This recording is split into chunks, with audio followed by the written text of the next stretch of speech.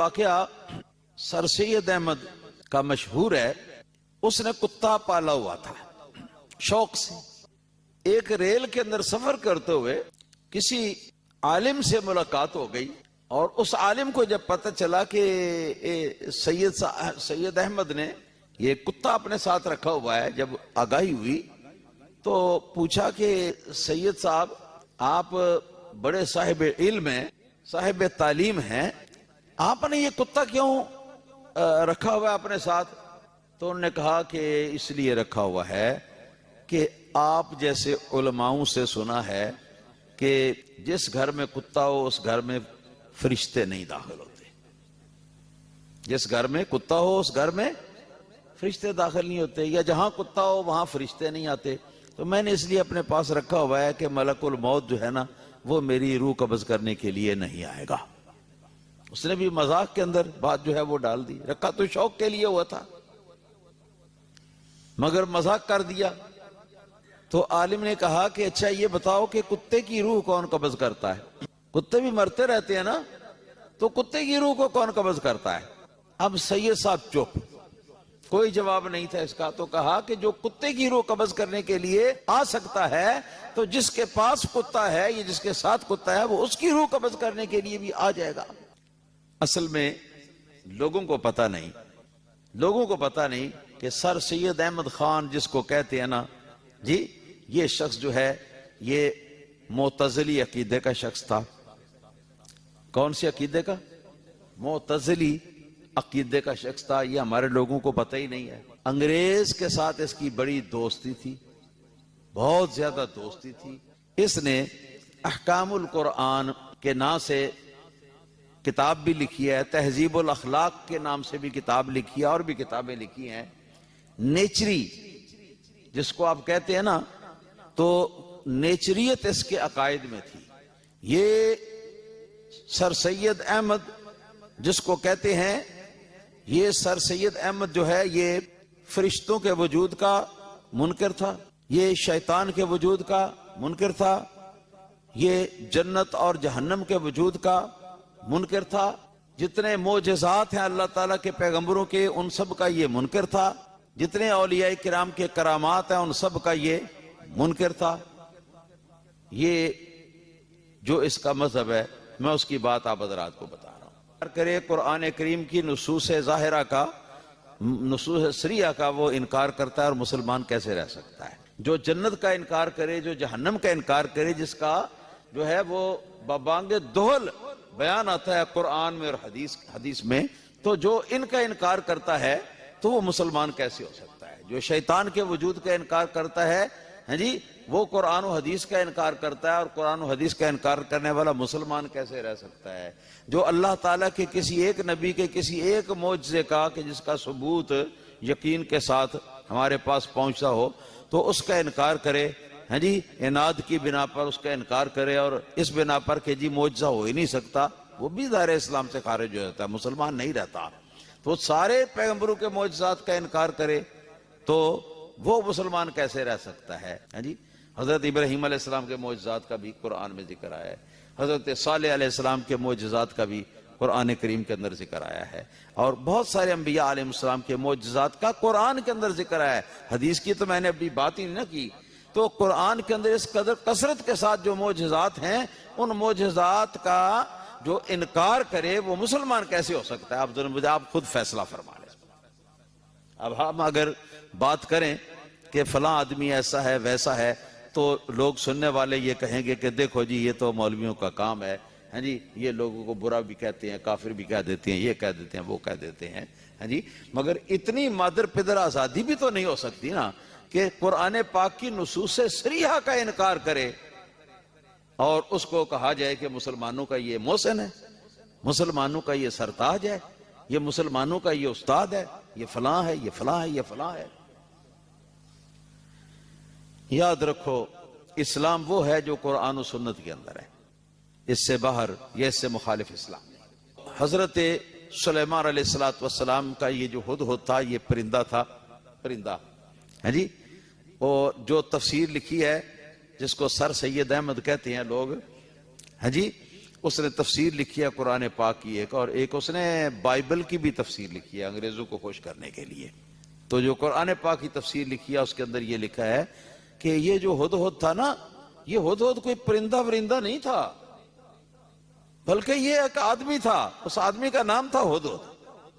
لا حول ولا قوت الا باللہ العلی العظیم۔ یہ تو قدیم اور جدید عرب جو ہیں ان کے اندر کبھی بھی یہ مروج نہیں رہا کہ ہدہد کا نام جو ہے وہ بندے کا رکھے، ہے جی۔ تو یہ وہ اس کی تفسیر میں وہ یہ لکھ رہے ہیں، ٹھیک ہے جی۔ حضرت سیدنا موسیٰ علیہ السلام کی قوم نے میدان تی کے اندر جہاں ان کو سزا دی گئی اور ان کو کہا گیا کہ وہاں تم رہو، ادھر ادھر تم کہیں نہیں جاؤ، کھانے پینے کی فکر نہ کرنا، وہ چلو ہم دیں گے تمہارے لیے، ہیں جی۔ وَأَنزَلْنَا عَلَيْكُمُ الْمَنَّ وَالسَّلْوَىٰ، یہ اس کا ذکر اللہ پاک نے فرمایا، من اور سلوہ ان کے لیے اللہ پاک نے نازل فرمایا۔ سویرے اٹھتے تھے تو وہ من اور سلوہ موجود ہوتا تھا، اس کو لے کے وہ کھا لیتے تھے۔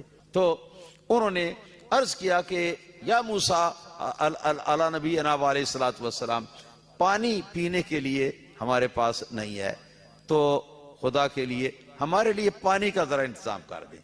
وَإِذِ اسْتَسْقَىٰ مُوسَىٰ لِقَوْمِهِ، قرآن فرماتا ہے جس وقت اپنی قوم کے لیے موسیٰ علیہ السلام نے ہم سے پانی مانگا، اللہ تعالیٰ فرماتا ہے ہم سے پانی مانگا، فَقُلْ نَضْرِبْ بِعَصَاكَ الْحَجَرَ، تو ہم نے موسیٰ علیہ السلام کو یہ فرمایا کہ اے موسیٰ اپنی لاٹھی لے کر تو پتھر کے چٹان کے اوپر مارو، لاٹھی لے کر پتھر کے چٹان کے اوپر مارو۔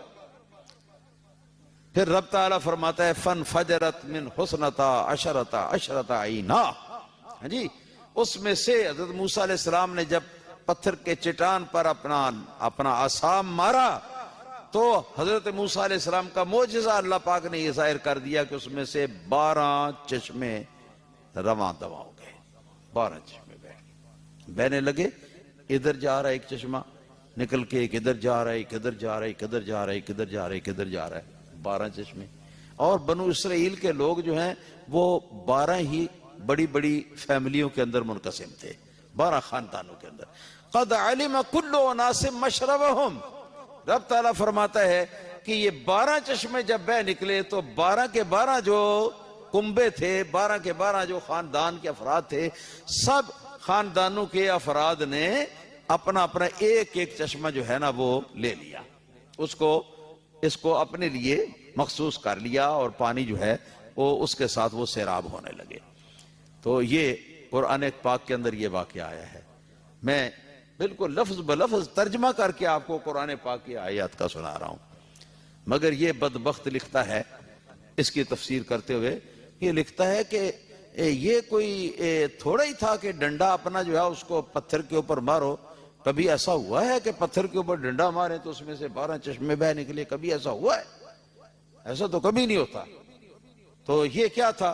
کہتا ہے کہ یہ بات یہ تھی کہ اللہ پاک نے آپ کو یہ فرمایا کہ یہ زمین جو ہے نا، یہ زمین ہے پتھریلی، تو حجر جو ہے نا یہ پتھریلی زمین کو اللہ پاک نے کہہ دیا، پتھریلی زمین۔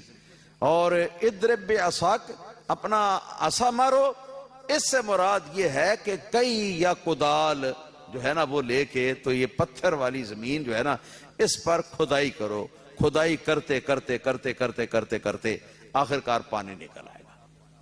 تو اس طرح 12 کنویں جو ہیں وہ کھودے انہوں نے، ہیں جی، پتھر والی زمین میں، تو نیچے سے پانی نکل آیا۔ یہ اس شخص نے لکھا ہے قرآن پاک کی آیات کی تحریف میں جس کو سر سید احمد خان کہتے ہیں۔ غالباً یہ پہلا موقع ہے میں یہ سید احمد کے بارے میں بات کر رہا ہوں، اس سے پہلے میں نے نہیں کی۔ تو اچھا ہے کہ یہ میرا فرض تھا میں آپ کو خیر و شر سے آگاہ کروں جو میں جانتا ہوں، تو میں نے اپنا فریضہ جو ہے وہ ادا کر دیا۔ اس طرح یہ جو عیسیٰ علیہ السلام نے کیا نام ہے مردے زندہ کیے ہیں، تو اس کے بارے میں وہ کہتا ہے کہ یہ مردے زندہ میں کر دوں گا، اللہ کی اذن سے مردے زندہ کر دوں گا۔